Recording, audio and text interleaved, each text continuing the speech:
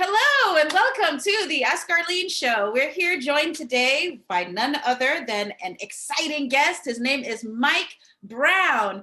He is very knowledgeable because he is the person that will help your kids get into college free. Did you hear that, guys? Free. Nothing better than free. And so how does he do this?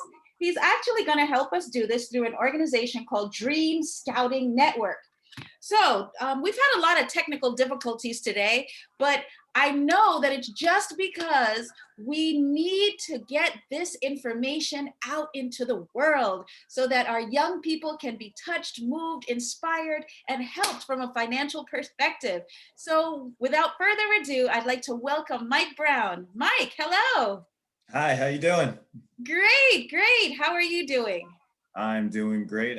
Thank you for having me. As you said, couple technical difficulties, but we are here. Thank you.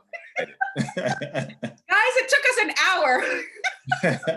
But hey, there's no time like the present. And right now we have the pandemic going on. So there are so many kids that actually already had scholarships, but they're challenged with, what exactly to do. Can you tell us a little bit about how, if you have a child that is athletically inclined, how they connect with you? Absolutely. The easiest thing to connect with us is just to go to our website. It's dreamscouting.com.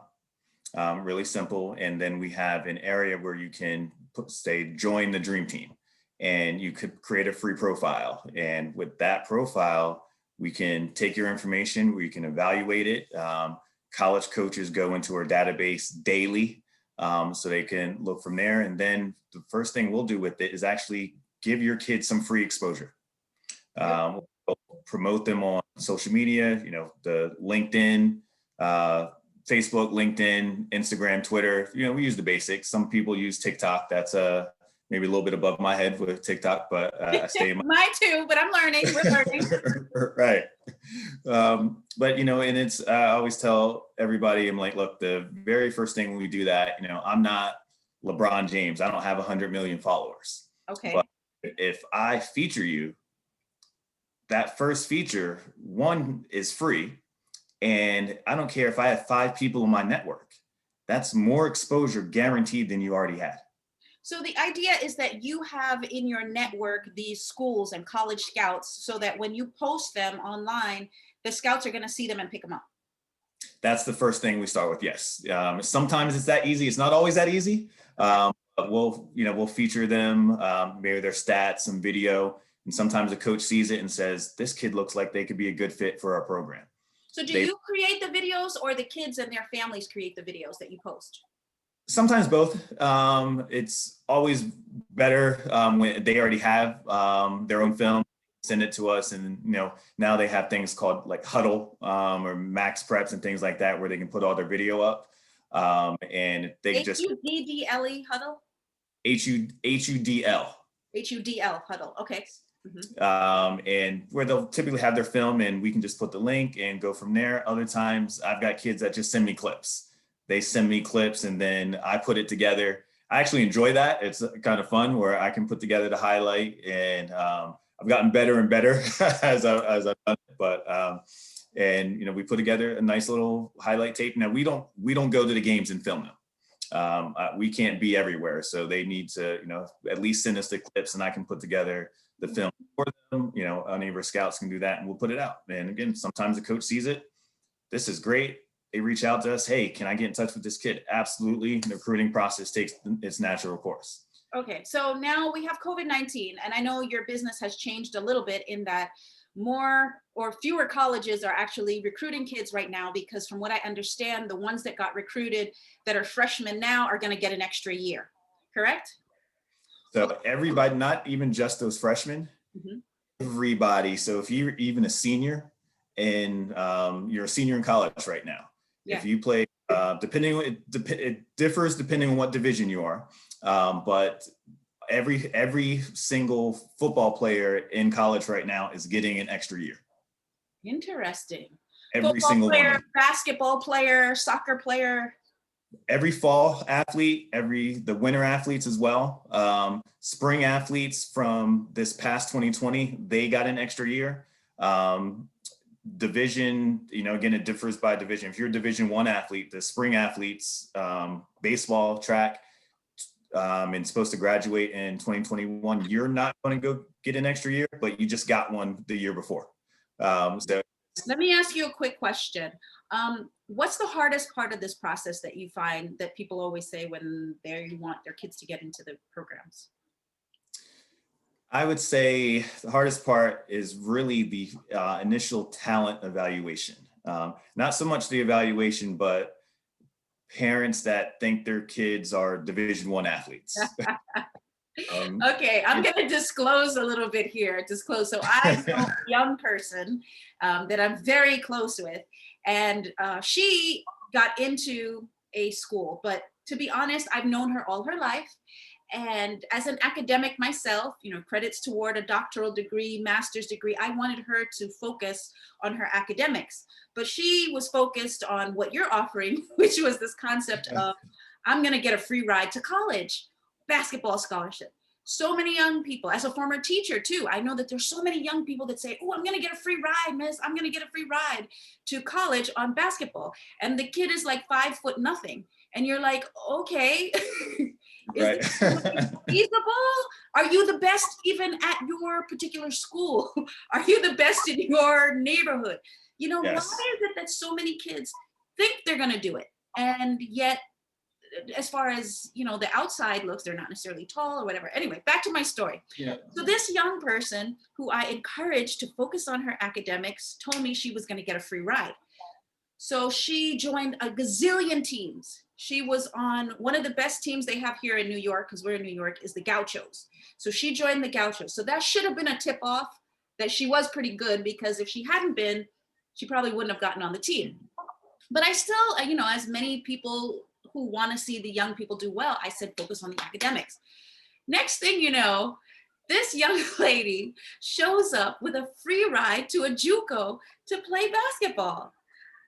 I was floored. I was clearly incorrect, but I celebrated because I was so glad that this young person was now going to get a free ride to go to a college. So how do we know as adults whether the kid is able and has the talent and we should push them in that area, or we should say, okay, you really don't have what it takes and you should go in another area. We're not going to contact Mr. Brown for you. I'd say, one, do they really love the sport? It's hard to be a student athlete. Okay. It's easier to be a regular student. There's restrictions on what you can study, what you can do with your time. It's much harder being a student athlete. So you have to have that love. And then we have to have that conversation about your true talent. What is your true talent? Everybody wants a free ride. You not guaranteed a free ride either. Sometimes it's just, you can be on the team and, but you're going to pay to go to that school. Sometimes, what I always tell people, I can't guarantee you a free ride. I can help you find a place that's going to let you play. That's for sure. Even with this young lady, she told me that she didn't want to go to a D1 school because she'd be on the bench. She wouldn't be able to play. Yes. So it's really important sometimes to these kids that they be able to play. So I would have said, if you can get a free ride to a D1 school, that's a celebration. That's go. But her thing was no, because then you're benched, you don't get to play. And so you don't get pushed on to the next level because nobody's leaving. Is that true? Very, very true. That's extremely true. You go to a D1 school. Well, if it's a big school, you're fighting with everyone else just to get on the court. And now when you go somewhere else where you can shine and get that playing time, there's so many, people have aspirations of even going pro. Some people just want to go to school. It's a tool either way that you use it, just to get that education. Get the education for one, but if you do have aspirations of going pro, you can go pro from JUCO. There's several examples in the NBA now where they started at junior college. Can you give us one example of somebody who started at a junior college and then ended up pro? Sure. Jimmy Butler.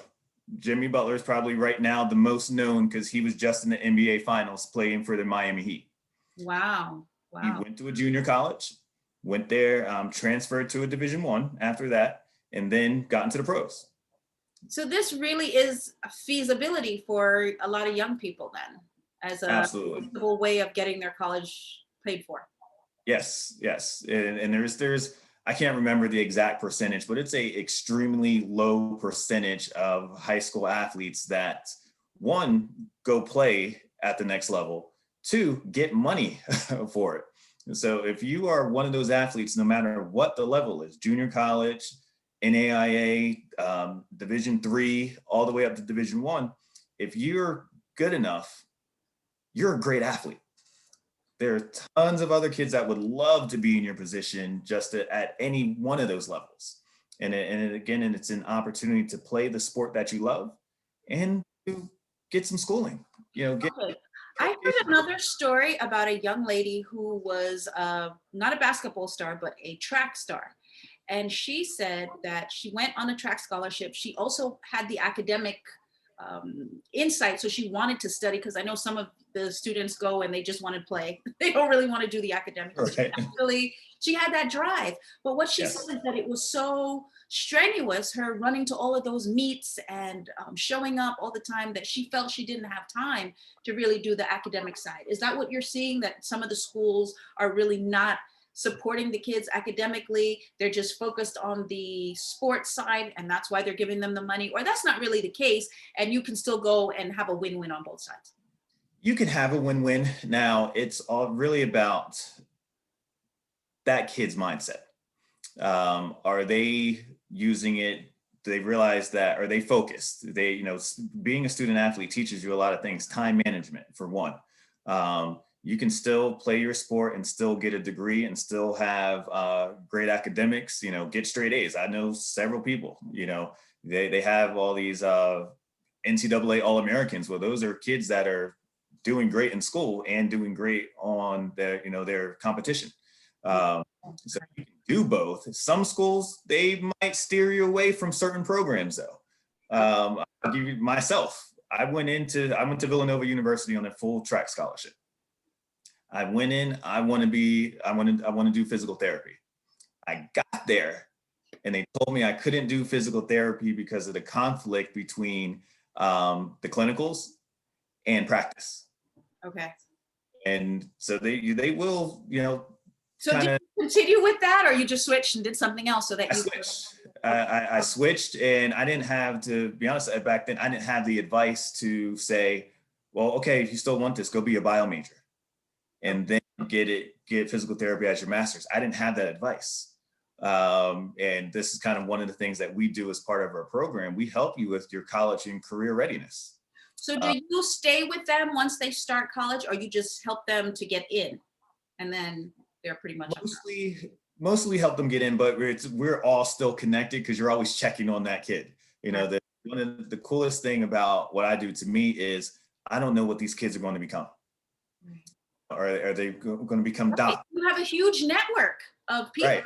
Do some of them turn around and end up as recruiters too? They're having a couple, and they're sometimes they're like, well, I use this service, and now I want to help somebody else. I was that kid that I didn't have this. I didn't have this. My recruiting was mostly local. I'm from New Jersey, so all the Jersey schools, Pennsylvania schools, I did get down south. University of Tennessee was recruiting me. Well, I wanted to go to Georgia Tech. Georgia Tech was my number one school. Okay. I existed.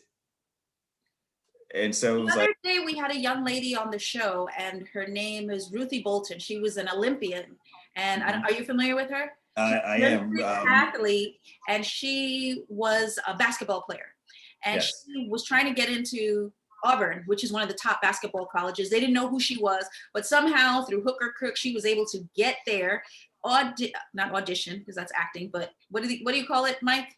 It's a tryout. Right, tryout, and she got in. But she said it was so hard because they weren't looking at her. They weren't giving her the time of day. So for kids who want to get in and they may not have been recruited because they're from a school that maybe doesn't recruit, Auburn doesn't recruit from, so they didn't see them, how do they get connected with this process? Through us, really. She's a perfect example. Ruthie actually helps out with our Northern California department. Okay. So that's great. So I am familiar with Ruthie. But she's an Olympian. She's played in the WNBA. And there's hope, there's right. hope for a lot of kids who may think, well, I'm just this good, but with the right training and the right coaching from you and support, they can actually rise to the occasion. There's possibility. Yes, absolutely, it's a possibility. But it's, so she's someone like her, top recruits sometimes get missed just because of where they live. Mm. And coaches, not everybody has the budget of like a University of Oregon or an Alabama, who they can go wherever they want, they get whoever they want. Those are the ones that they don't really need our help. The beauty of it is that they're good already. Right, they're that good, but the beauty of it is no matter how good you are, you can benefit from more exposure.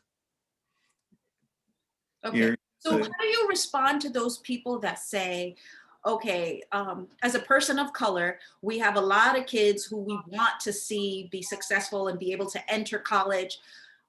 We shouldn't focus on the athleticism. We should focus on the academic side. What do you say to that? I say you can have both. Money on that side. I say you can absolutely have both. But you have to have a structure to do it. Now, have you heard that? Are you familiar with that concept that exists? Oh yes, absolutely. Yeah, you hear that. You hear both of it. Sometimes, like, don't worry about the athletic side of it because we're going to just we just want you to focus on academics, and they are just using you up as an athlete. Right. You hear that, but you also hear again, being a student athlete, that was a tool. And what do you think of this new concept about college athletes getting paid versus just the schools getting paid for them? Look, I was or is it too controversial? You're not supposed to say. No, I can touch that. I'm saying, just you and me, Mike. Right, exactly. Look, I was a broke college student. Even though I was on a full ride that covered my room and board. Well, 10 o'clock at night, the meal hall's closed. Right. That didn't cover pizza at night. That didn't cover money to go hang out with your friends. It just didn't money to get home back and forth. That doesn't help that. So, and you're as an athlete, you really don't have a whole lot of time to work. So now you have schools that are making millions and millions of dollars. Millions off these kids. So have a little extra money. Okay. I'm not opposed to that at all. I wish I had it. The rules have changed since I was in school. I was in school and back in the day. Just a couple years ago. Right, just you see all this gray. Me too. Just a few years that we were in college. Right. But it's in the benefit of these kids now. So I'm not opposed to it at all. Now, there was even a story. There was a kicker at University, I think it was Central Florida. I can't remember, Central Florida or South Florida. I believe Central. Yeah. He was making money off of like YouTube videos. Had really nothing to do with NCAA. Well, but he did what he had to do. Did what he had to do, but then they ended up kicking. They said that his eligibility was gone because now he was considered monetizing off of his NCAA, his athletic status, and he had a scholarship. They took away his scholarship because he was using his athleticism to make money online. Right, and he wasn't even doing. He was just doing like kind of funny videos, and I guess sometimes he like auctioned off some of his gear that he had, but that's your stuff. No other student. That's what I say. It's much harder to be a student athlete. A regular student doesn't have to go through that. They could have sold whatever they wanted. They can be YouTube or Instagram influencers all they want, but a student athlete was getting penalized for it. And so now they've changed the rules. And so the rules they've changed the rules, but it's also not fully implemented just yet. NAIA, which is the level underneath NCAA, they have said you can make money. NCAA has kind of said you can, but we haven't figured out how to implement it yet. NCAA and it's NC.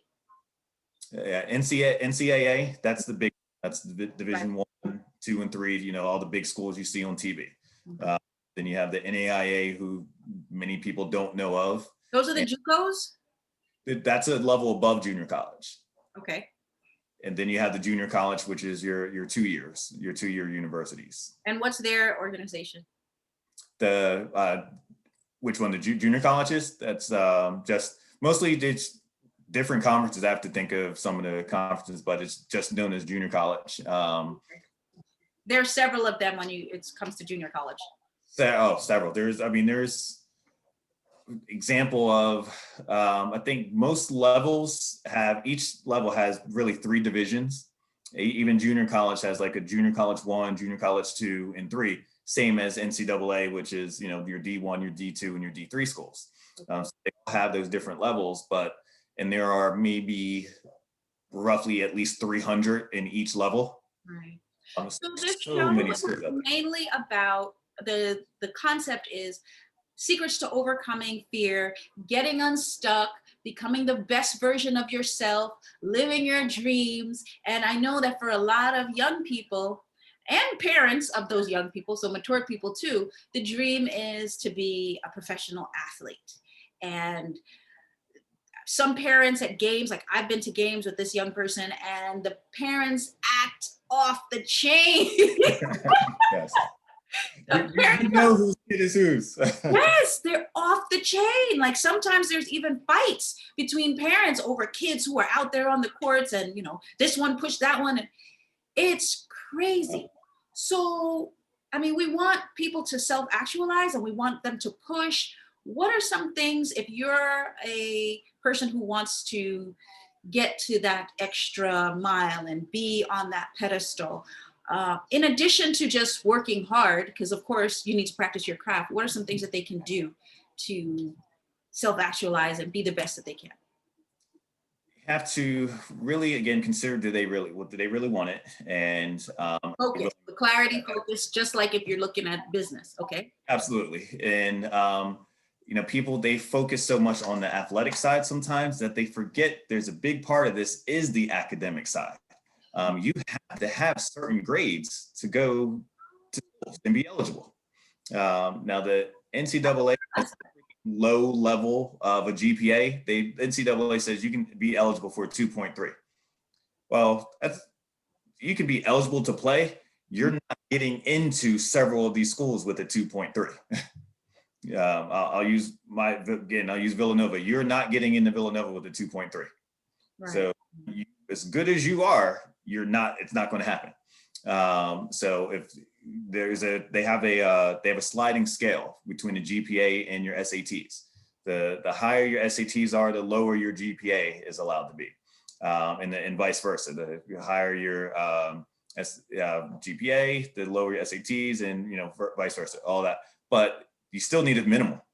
There's still a minimum that you have to get, and if not, you've just wiped out 3 divisions of collegiate athletics that you cannot go to because you don't qualify. Okay, so the first step is gaining clarity and being clear about the fact that this is what you want to do and getting focused on it. I know that there are a lot of parents who push and they network with the coaches. So I'll give you another story. So I was there with this young lady supporting her at a game where the recruiters were for a particular team.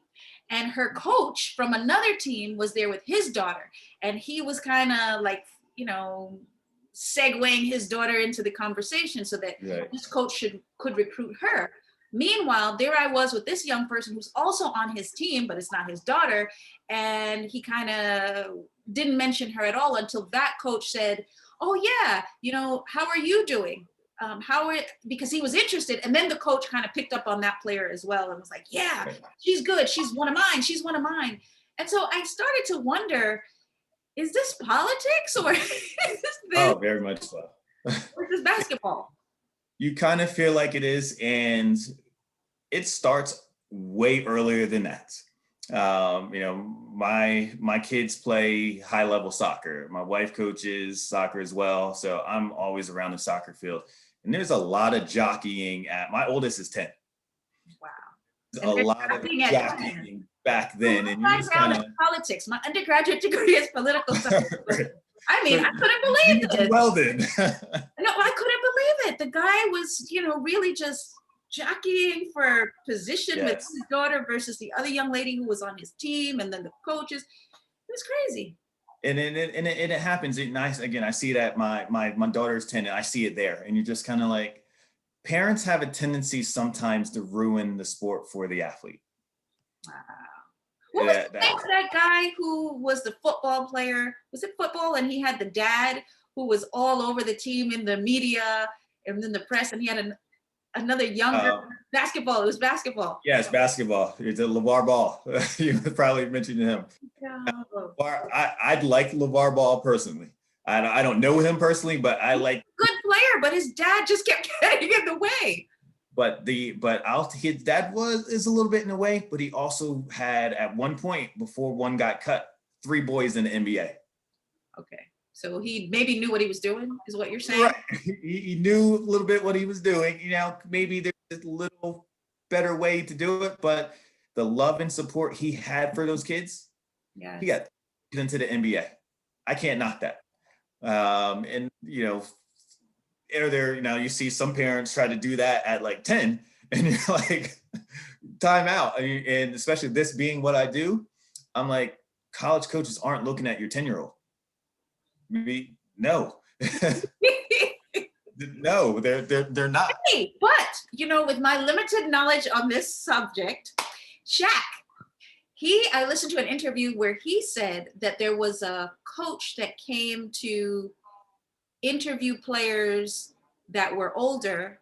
I think he went to a military school. Are you familiar with the story? He went to a military school, and so the coach came to not interview, but what do you call it? Recruit kids from the school to go off to play. But he just happened to be there and was kind of politicking and talking with the coach and asking questions. And of course, even though he wasn't of age yet, he was still a lot taller than many of the other kids his age. And he said from then, he was like, okay, when you get to this stage, I want you to contact me. Do you recall? Absolutely. And I don't think he was 10. But right, not 10, but that there are several stories out there. Now, yes. We typically start 8th grade and up. As far as the recruiting process, 8th grade and up, because coaches are looking that early. Right. There are sometimes you'll see freshmen that get verbal offers, and they're getting verbal scholarship offers. That's like on the academic side, because we have kids who take SATs and they are already streamlined for colleges, right, from middle school. Yes. Absolutely. They score very high on like the PSATs and all this stuff. And they're like, whoa. Not even, because in middle school, it's not even the PSAT yet. Yeah. I don't even remember what they're taking. I don't recall either. I've got another. What's the message is that as a parent, it's as significant as it is for the kid, because you give the example of the basketball player whose parent was on the front lines pushing his kid. Yes. Yeah, absolutely. And it's, it's not too early, but the parents get involved. Coaches they want the parents to be involved, but not too involved. there is a line. If you have a kid and the coach isn't putting your kid out there playing so that people can see your kid, do you recommend that the parent get up and kind of advocate and yell and scream and push a little bit, or we should trust the coaches and know that, like, I'm a life coach and a business consultant. I help people to move forward, and I'm always thinking of what's best for the client. And generally, we're thinking the coach knows what's best. So we allow the coach to work with the kid, or do we as parents need to push a little bit? There needs to be a little bit of both. As I've coached, I've been that coach where the parent is coming to you, and coaches, if you're a good coach, you know how to stand your ground. And you're not standing ground as being combative, but you can have a discussion as far as, hey, this is my plan for them. And then the parent says, okay, I understand. Sometimes there's coaches that don't know what they're doing there. And so as a parent, you have to be able to recognize that, because if you just kept that very laid back approach, and the coach isn't one of those that really knows what they're doing, it's detrimental to them in their development. So you have to be a little bit involved. So there's a thin line, but there's nothing, again, I've coached, my wife coaches, and my wife coaches high school and a high level soccer team now. So your kids are definitely getting in. They're definitely getting scholarships. Oh, I'm going to take care of them. They'll be fine once they get there, if that's what they want to do. Okay. My daughter, see that they get that free ride as opposed to paying for it unnecessarily. Now, look, I've told my kids, look, you better run, jump, throw, read something. If you want to get an academic scholarship, I'm fine with that too. My wife actually, we need that money. Huh? Exactly. My wife was, I had a full ride. My wife had a soccer scholarship, and then switched it to an academic scholarship. Is it harder or easier now? I'm sorry? Is it harder or easier now? To get recruited? I'd say with COVID, it's made it harder. It's easier to get, there are more opportunities to get exposure, but you can still get lost because now of all these different sites and everything, everybody has Facebook, everybody has Instagram, and coaches look at that stuff, but then now they're looking at 500 different kids showing them the same thing. So you better do something to separate yourself. Okay, so in athletics, so in business, so in life. So you have an athlete, you have your reel, you post your reel on Facebook, on Instagram. And I guess for young people, they're posting on TikTok too. How do you get that reel, in addition to using Mike, because we're going to call you, right? How does that young person get their exposure? So how do they get more people to come to their page that might be interested in that kind of thing so that they can get the exposure they need to get that scholarship? If a kid is going to, and I tell every kid, you can do this yourself. As a scout, I probably shouldn't tell you that, but yes, we do your own recruiting. And what it typically comes down to, do you have the time and the resources? Most of them say no. I've cut my own grass in years. I use a service who does it faster and better than I can. Yes. Same thing here, it's a service. So they can do it themselves, but then you better follow every single coach you can, and follow coaches, then send your information to them. Hey coach, do you mind looking at my film? And you're trying to get them to look at it. So that's one way. Or you can go online and go to every single website you can and get their information. Well, that's going to take a whole lot of time. Yes. Where I can do that, for part of our program, as far as making those contacts, we'll create the social media exposure for you. We contact no less than 10 programs a month for you. And I say programs and not coaches, because it's not just one coach. It's the assistant coach, the recruiting coordinator, and so on and so forth. So you would already have everyone's contact, so you can just send out something on Facebook and all of them are already aligned with you, and you use that as I already, we have our own personal contacts, of course, but then we have a database that we use. There's not a coach in the country I can't connect to. So you do it by email, or are you doing it online just like the young kids are doing? A little bit both. Sometimes I'll contact those coaches, I'll email them, sometimes I call them, and then sometimes I find them on Twitter as well. So we have 2 minutes left because unfortunately the time is far spent, because we've enjoyed talking with you so much. So we're going to invite you definitely to come back again, and we're going to have you go on live so that we can have all of these young people that are a part of our group have an opportunity to ask you some questions. We didn't get to do that today, so we want to be able to do that. And some of the parents too would love to ask you questions.